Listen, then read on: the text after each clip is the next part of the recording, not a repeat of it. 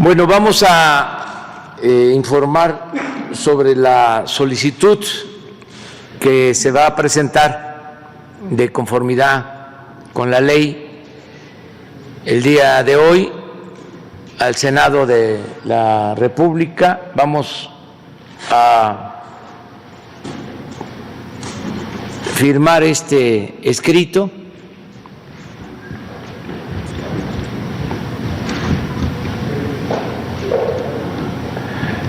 Lo vamos a entregar, por eso me acompaña el consejero jurídico Julio Scherer Ibarra. Se va a entregar hoy a las 11 de la mañana al Senado. Vamos a entregar este documento, me informa el consejero jurídico que ya estableció comunicación con los representantes del Senado, tanto con el presidente del Senado como con Ricardo Monreal, que es el coordinador de los grupos parlamentarios en el Senado, y van a recibir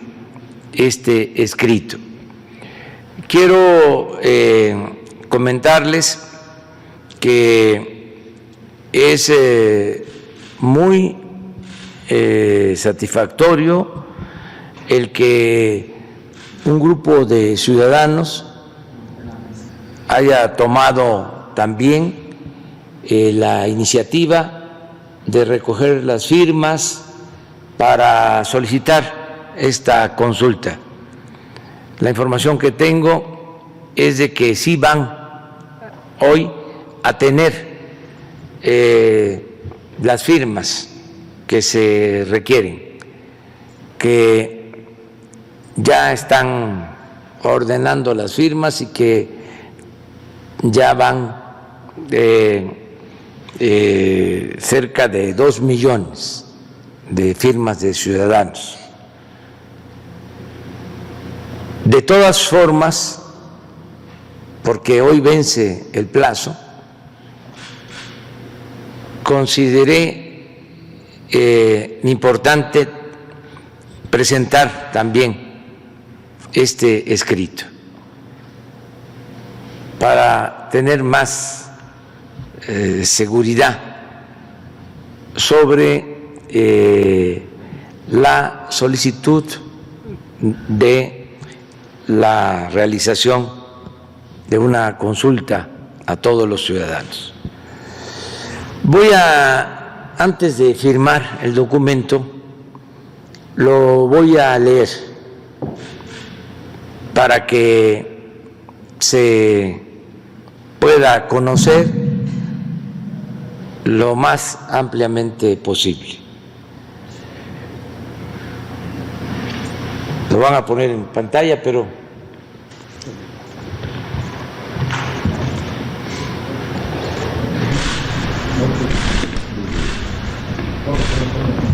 lo voy leyendo aquí.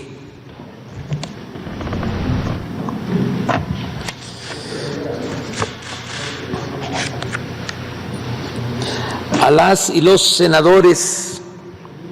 del Honorable Congreso de la Unión presentes, el suscrito Andrés Manuel López Obrador, presidente de los Estados Unidos Mexicanos, en ejercicio de la facultad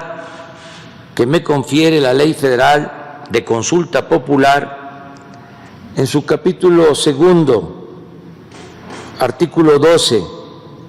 fracción primera, presento formalmente a ustedes la siguiente petición de consulta popular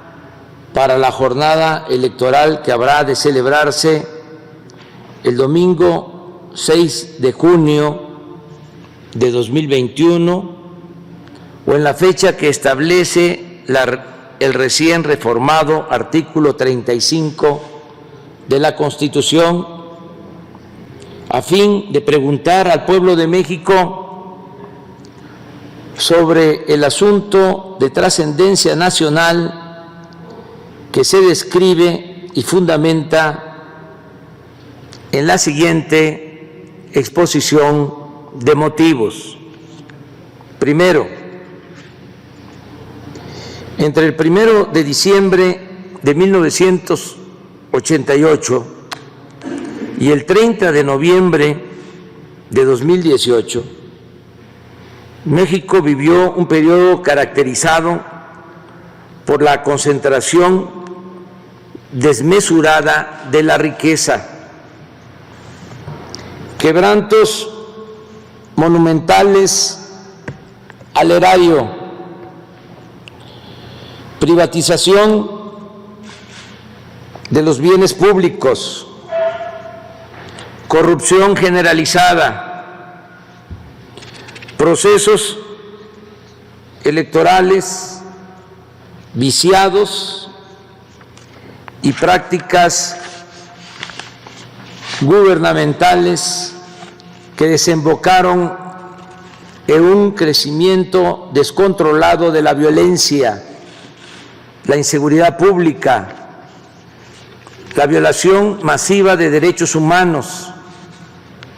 la impunidad como norma y el quebrantamiento del Estado de Derecho en extensas zonas del territorio nacional. Esa etapa trágica de la vida del país se denomina periodo neoliberal o neoporfirista. Segundo, los males señalados en el párrafo anterior no ocurrieron de manera fortuita, sino que fueron consecuencia de la aplicación durante 5 sexenios de un modelo político y económico elitista, antidemocrático, antinacional y antipopular. Las más altas esferas del poder público y específicamente quienes ejercieron la titularidad del Poder Ejecutivo dieron fe en innumerables ocasiones, tanto de palabra como en los hechos, de su adhesión a las políticas privatizadoras, su determinación de privilegiar a los grandes poderes económicos y de su empecinamiento en estrategias de seguridad violentas, inhumanas y contraproducentes. En suma, los desastres humanos, sociales y nacionales sufridos por el país durante esos 30 años fueron resultado de una suma de actos voluntarios y racionales por parte de quienes lo gobernaron en ese lapso. Tercero, el neoliberalismo gobernante se tradujo en la pérdida de centenares de miles de vidas, en decenas de miles de desapariciones, en la conculcación de derechos políticos y sociales, en el crecimiento de la pobreza, la desigualdad, la marginación, la informalidad y la descomposición social, en el deterioro sostenido de los sistemas públicos de salud y educación, en la desprotección de millones de jóvenes y adultos mayores, en el acoso depredador en contra de las comunidades indígenas, en un pronunciado deterioro de las instituciones, en la pérdida de soberanía y en la devastación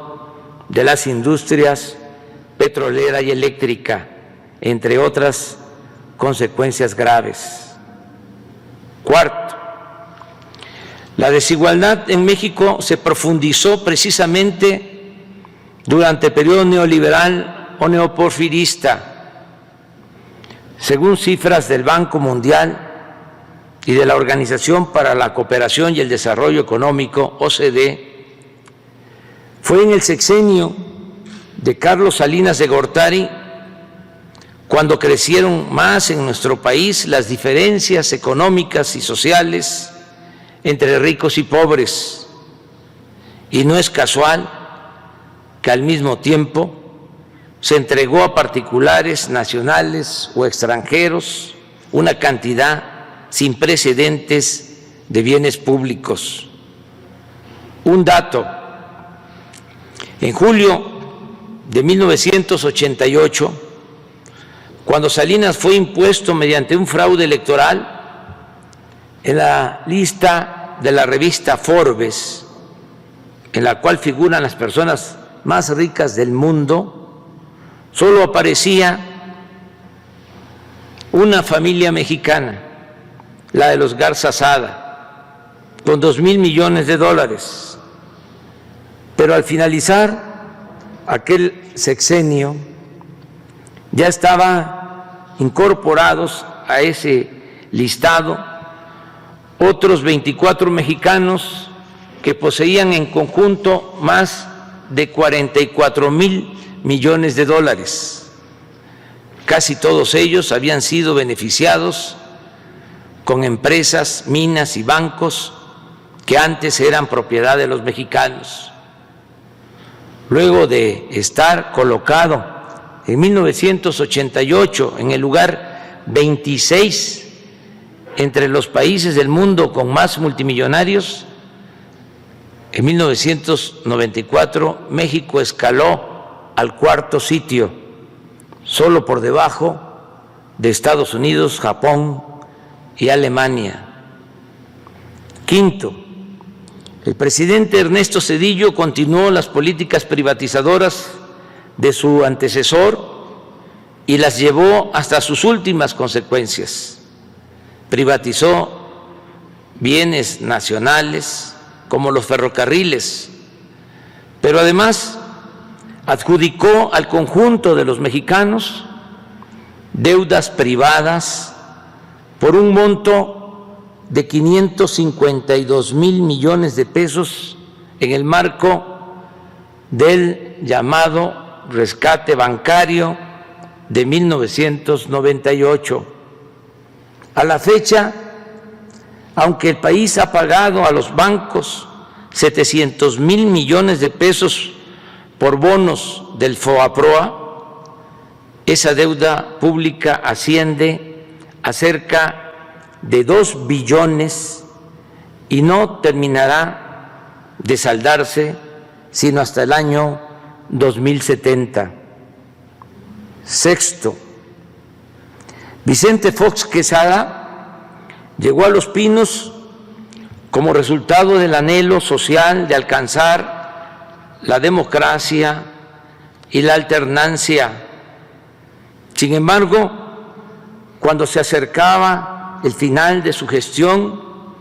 intervino indebida e ilegalmente en el proceso electoral a fin de impedir el triunfo de la oposición.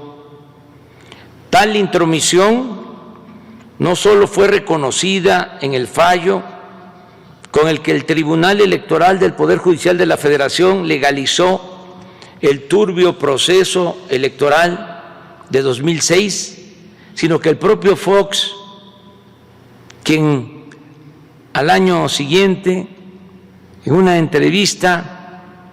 con Telemundo, admitió, cito, que era importante detener a López Obrador, y en 2010 se jactó,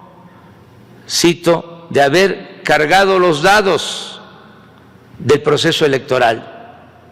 De esa forma traicionó el mandato democrático al que se debía y los principios mismos de la democracia. Séptimo, desde el inicio de su sexenio, Felipe Calderón Hinojosa embarcó al país en una estrategia militar supuestamente orientada a combatir el narcotráfico, que exacerbó la violencia y multiplicó las zonas del territorio nacional bajo control de las bandas delictivas, pese a las innumerables y conocidas advertencias de que tal política habría de resultar contraproducente y terriblemente costosa para México. Lo más grave, colaboradores suyos y periodistas independientes le señalaron los indicios de que su secretario de Seguridad Pública, Genaro García Luna, era cómplice de una de las facciones del narcotráfico, pero el gobernante no hizo absolutamente nada. A la luz de la detención y el enjuiciamiento de García Luna en Estados Unidos, la actitud de Calderón solo puede explicarse como fruto de una extremada irresponsabilidad o de complicidad activa o pasiva con la delincuencia organizada. Octavo, la irrupción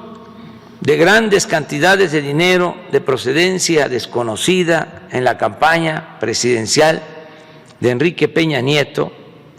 fue señalada desde 2012 sin que ello tuviera consecuencias legales o llevara al Tribunal Electoral a anular la elección, como en ese tiempo desde la oposición formalmente lo exigimos. Sin embargo, declaraciones recientes de Emilio Lozoya Austin, director general de Pemex durante el sexenio de Peña Nieto, han permitido documentar que parte de ese dinero provino de sobornos anticipados de la empresa Odebrecht. Por otra parte, los señalamientos de Lozoya apuntan a la presunta complicidad de Peña Nieto en las cuantiosas sumas de dinero que se entregaron a legisladores del PAN para obtener los votos y la aprobación de la llamada reforma energética, así como en la compra fraudulenta de la planta de fertilizantes agronitrogenados, operación que causó al erario un quebranto superior a $200 millones. Noveno, los hechos referidos en los párrafos anteriores, más muchas otras calamidades no relatadas en aras de la brevedad, generaron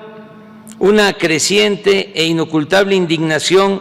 que desembocó en múltiples exigencias de justicia en sectores ampliamente mayoritarios de la sociedad mexicana. Tales exigencias se toparon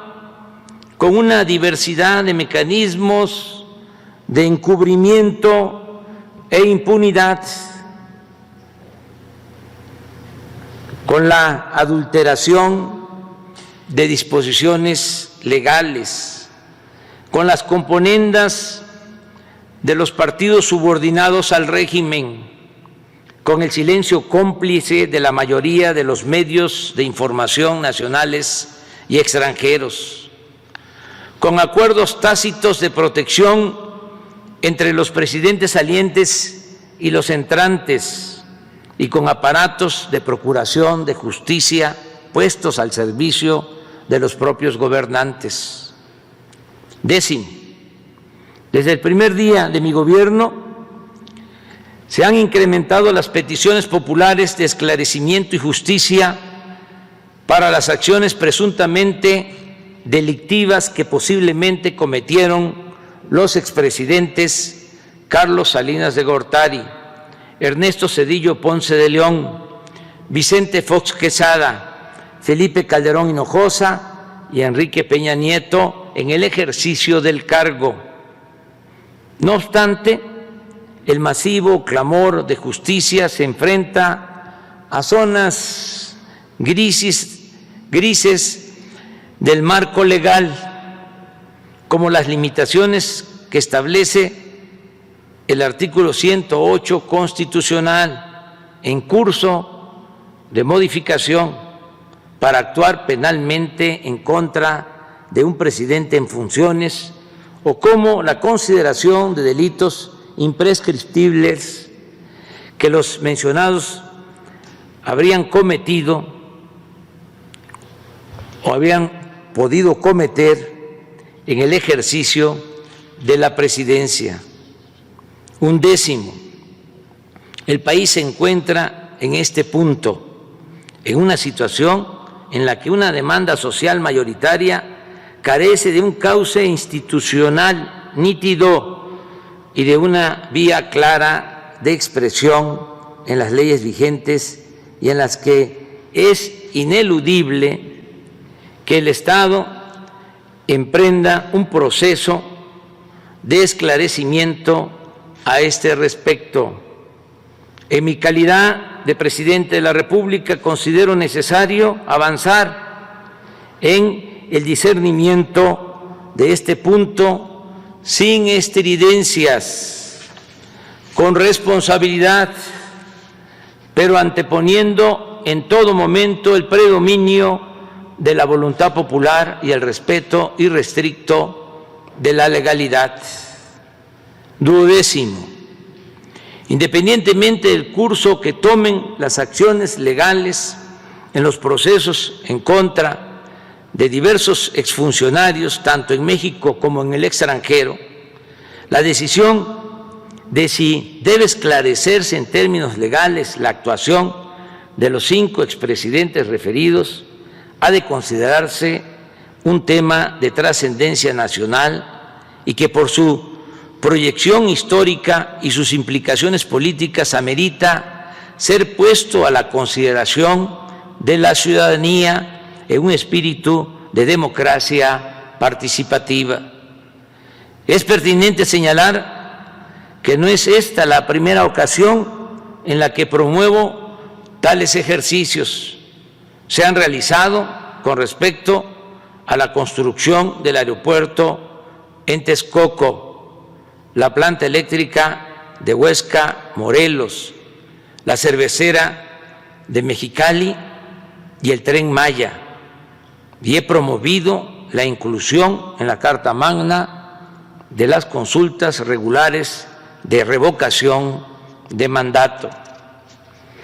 13, en mi toma de posesión, consciente de la relevancia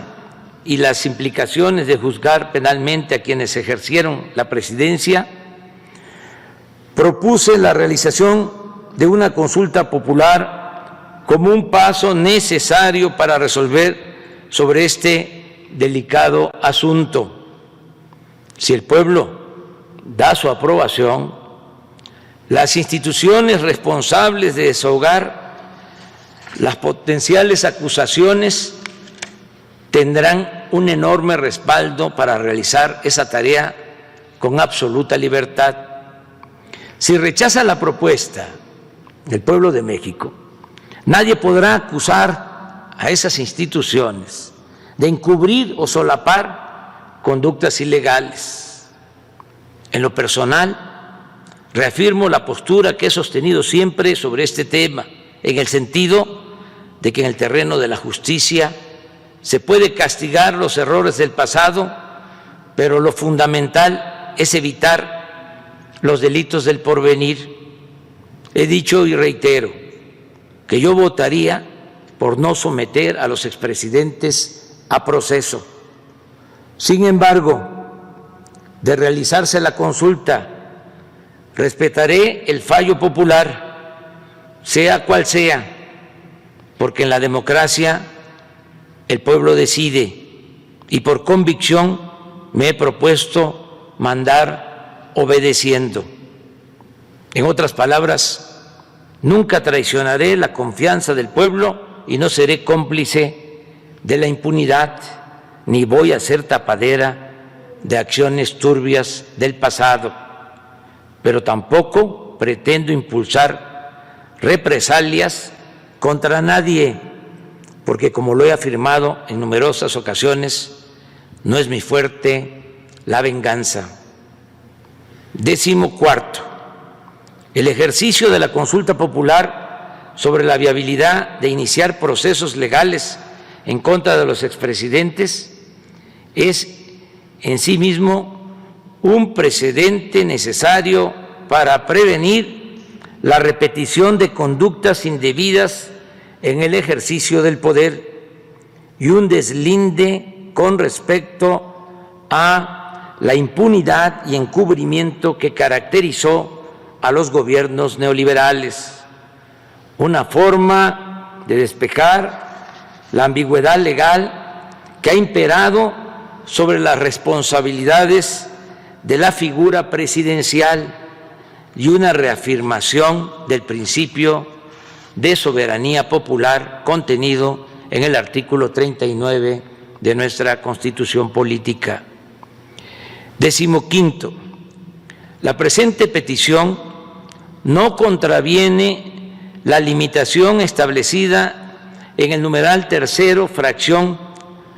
octava del artículo 35 constitucional, en el sentido, cito textualmente,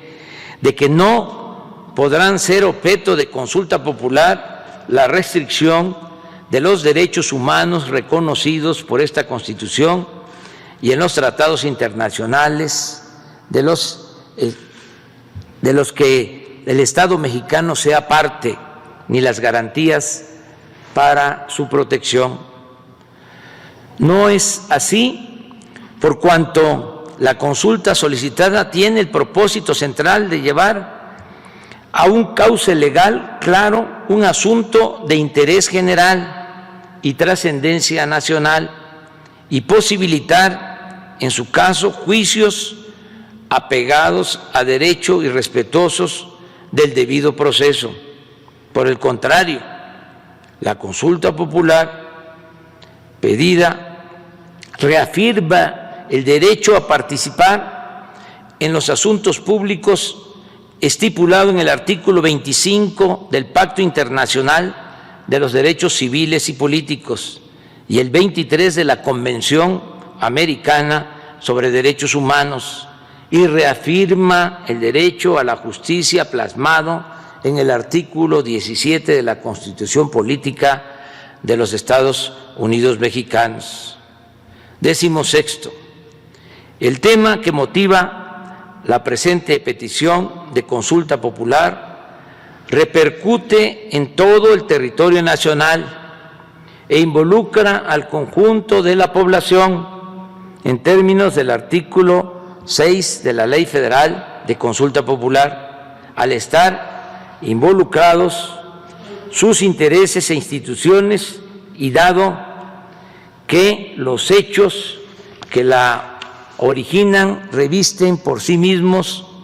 una importancia y gravedad tal que es preciso someterlos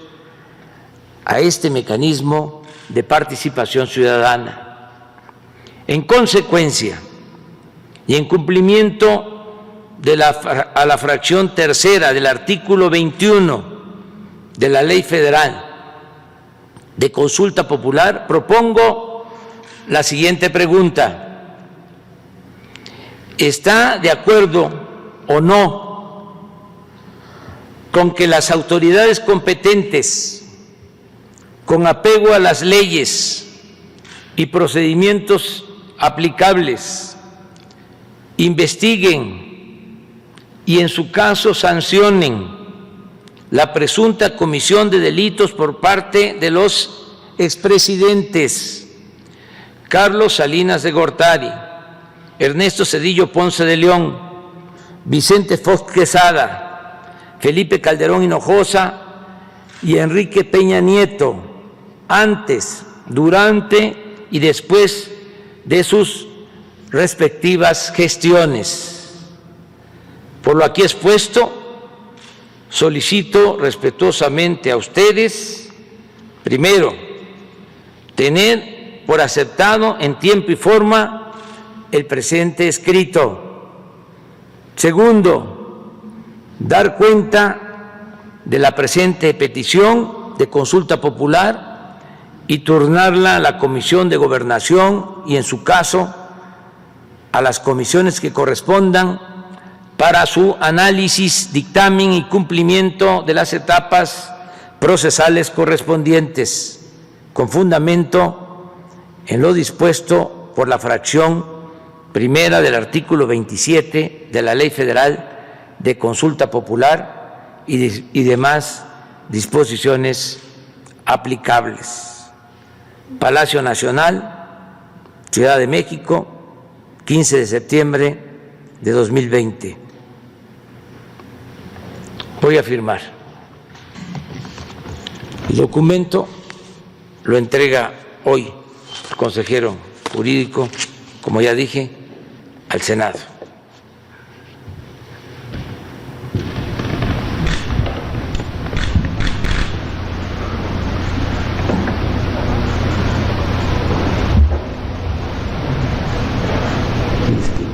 Hoja por hoja.